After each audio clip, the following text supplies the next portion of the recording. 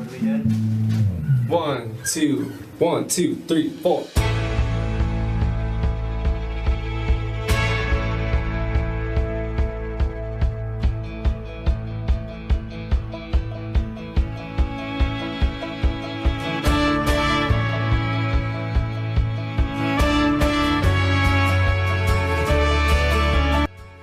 Semester, I've been going out to a middle school to help some 7th graders with their reading skills. And it's been a really cool experience to see the way that they've grown, not only academically in terms of improving their reading skills, but also as students and as people. And I really hope that these experiences I have at this school, I really can use them effectively in my life. And it's true, there's things these photographs don't show. When she took my hand, dreaming as we ran, we used the stars in the sky. So on the drive out to the school, you get to spend a lot of time thinking about what you're doing that day with the kids. Typically we would read on Tuesdays, and then after each chapter we read in the book, we would just kind of talk about what was happening in the book. And then on Thursdays we would do an activity that helped reinforce the reading we did on Tuesday. Lots of the things we did included literature packets where they summarize things and they analyze characters and they make connections to the story. And some other things we did included reading strategies, vocabulary strategies, writing strategies, and I think it really benefited the kids a whole lot. And the world below was like a road. So the book that my students read this semester was called Worth by A. LaFay. When I would have them read, I would have them do popcorn reading because that seemed to work most effectively for them because they enjoyed hearing each other read and taking turns. And each week when they popcorn read, it gave me a chance to see how they all were developing individually in their reading, which was extremely helpful.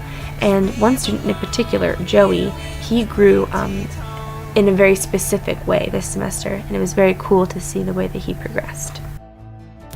One of the biggest assignments that we had to have our students do this semester was their literature packets, which were worksheets in a packet that they had to fill out based on the book we were reading. They had things like Illustrator, where they had to draw a picture of a scene in the book, or Summarizer, Real Life Connector, things like that helped them to further understand the story in a very different way. And Joey, when he would fill them out, he just got better and better every single week in the way that he performed in those responses. And it was really surprising as well that he performed so well because he came into the semester late because he was suspended.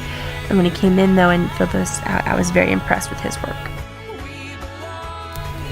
We also had to do a vocabulary strategy assignment with our students that we made up on our own, and I did one where I assigned each student a section of a chapter, and in that section of their own they had to pick 2 words, and they had to write on those, next to those words, what they thought the definition was using context clues and what they knew the chapter was talking about at that time.